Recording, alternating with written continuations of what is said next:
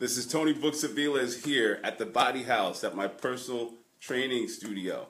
I am going to try this once again. I actually did my 1 o'clock, and it seems to me that there might have been a technical glitch. But I'm going to tell you, the presentation was great if you didn't hear it before. So once again, I'm going to try it again and see what happens. There may be a technical glitch, but we're going to go forward. Hey, Steve, thanks for joining. It seems to me that you might have been on before and it wasn't working.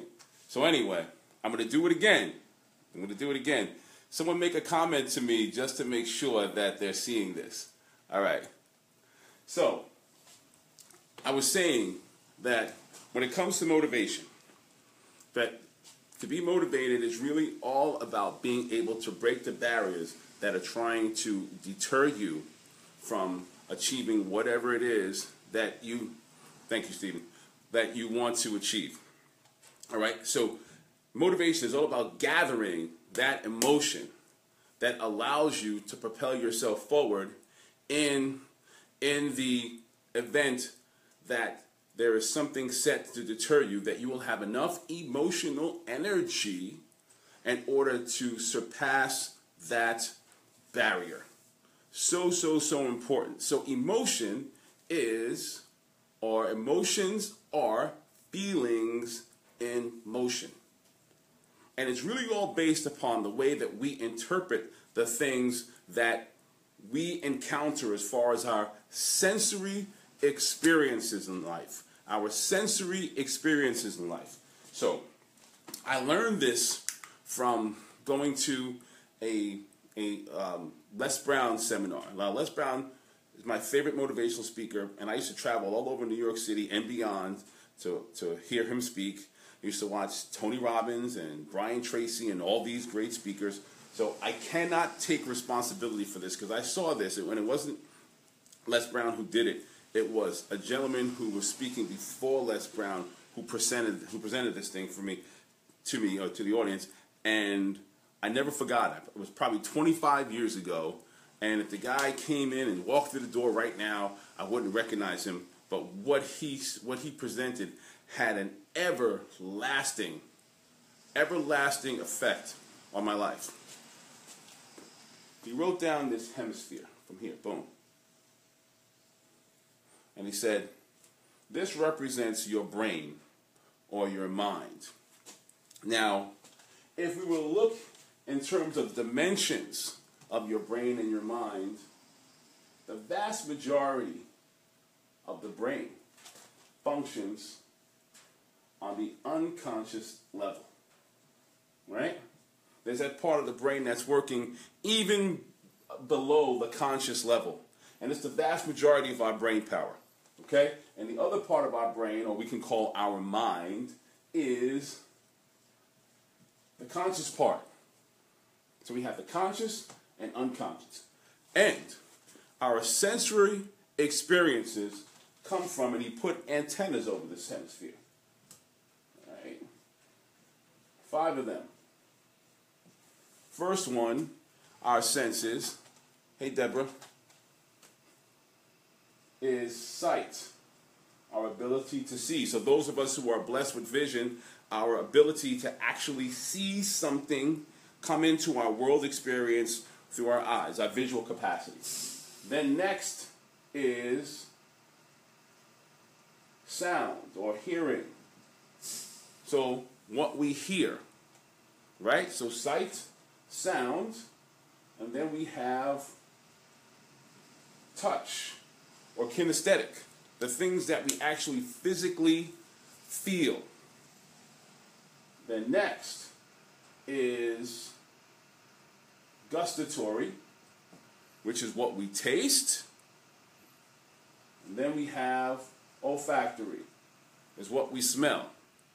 Right? So we have those 5 senses, right? Which is sound, or sight, I should say. Sound, touch, kinesthetic, gustatory, olfactory.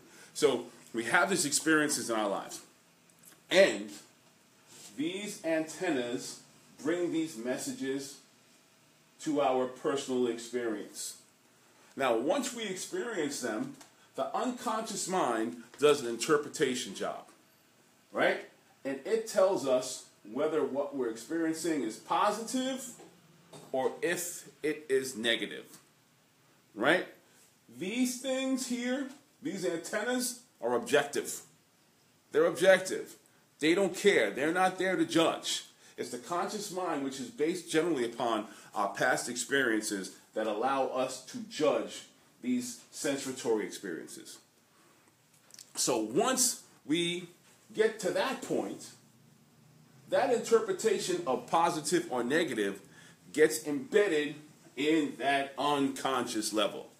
That unconscious level, which may be why you see something and you feel a certain way about it.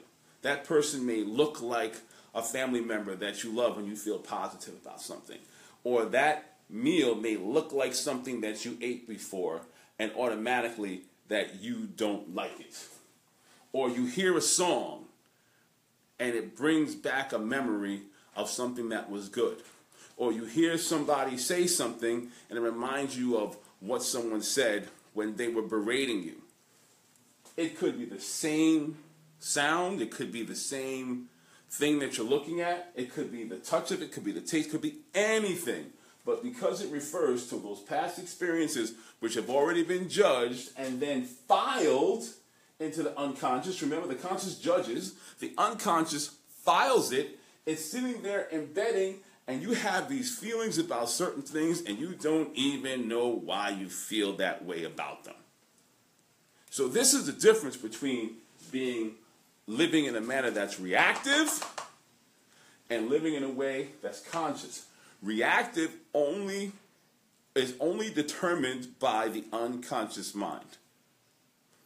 The conscious level is being able to see, hear, touch, taste, smell certain things, and be able to consciously understand why we have feelings about certain things, and then how we can change our interpretation about them if we choose to do so.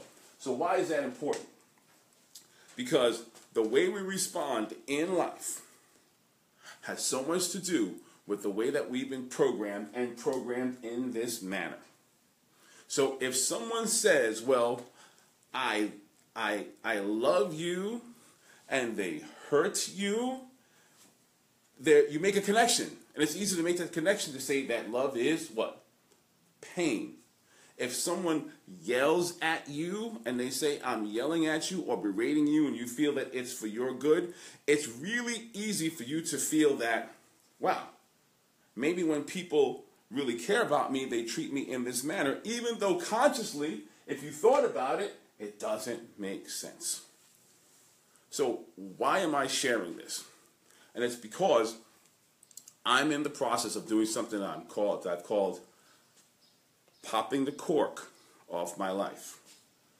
And trying to understand, or committing to understand, why is it that I do certain things that I do, and I have a challenge with getting myself to do things that I know that I should. That's right, I'm as disciplined as they come, and I have this challenge. So I know that some of you who are watching this and listening to this, whether you're watching it now, and I thank you so much that you're watching it now, but even if you're watching it on the replay, that you know if you can get yourself to stop doing some of the things that you know you really want to stop doing, or start doing some of the things that you know that you should, eat better, exercise more, tell your children that you love them, work harder on your job, quit your job, whatever it may be, that you know that you would be in a better position to start living your life on purpose rather than just reacting and responding to the things that are given to you. So here's the key, and here's the secret, and this is what this gentleman shared. You must dig these things up. When you feel a response, you must ask yourself the question as to why you feel this thing was negative or this thing was positive. I have a coach who in high school, used to yell at me and berate me. Now, I didn't experience that growing up. That wasn't done in my household. We didn't do that, at least not at the level that he did it.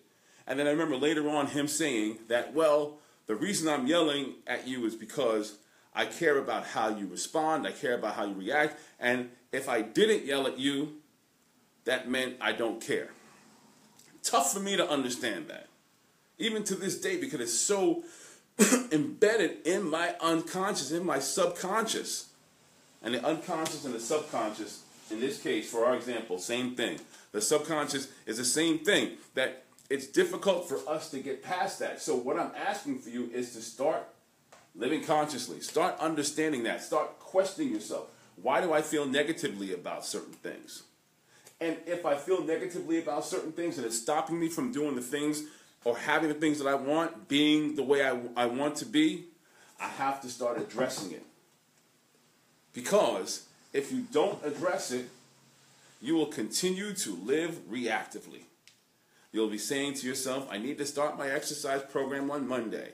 Yeah, you know what? I'm going to take my significant other out. It's one day, someday. I'm going to tell them I love them one day, someday. Listen, all we have is today. All we have is the present. That's it, at this moment, at this stage of the game. So the time to change this stuff and start addressing it is now. And if you feel uncomfortable about it, don't worry. It's okay. Change is all about being uncomfortable. That you have to get yourself out of this comfortable situation and get yourself into a position where you can grow and you can change and you can start to make differences in your life. And as I said before, I'm saying this to you now because I am at the point where I need to pop the cork off my life. My life is great. Don't get me wrong. My life is great. I have a great kid. I have a great business. I have a great wife. There's certain things that I know I have not been doing because I have disallowed myself from being uncomfortable. I've been reactionary rather than living consciously. So we're going to be talking about this in some of the Monday motivations going forward. All right? But I wanted to plant that seed, and I wanted to spend some time going over it because this could be presented in a 1 or 2 minute video. And I think that even if you watch it right now on the actual cast, you may want to go back and watch it again. And if it makes you uncomfortable, good. It's supposed to make you uncomfortable. Making a change is, at least a big change, is very uncomfortable. Digging down deep in here and finding your true greatness is never uncomfortable. It's work. But the truth is, you know there's something that's been holding you back. You know in some cases that you have been just getting by. And I am here to challenge myself and more importantly challenge you to say getting by is not enough. We don't want to just get by. We want to be great. Or we want to be the expression of what we believe our personal greatness is. And the time to do that is now.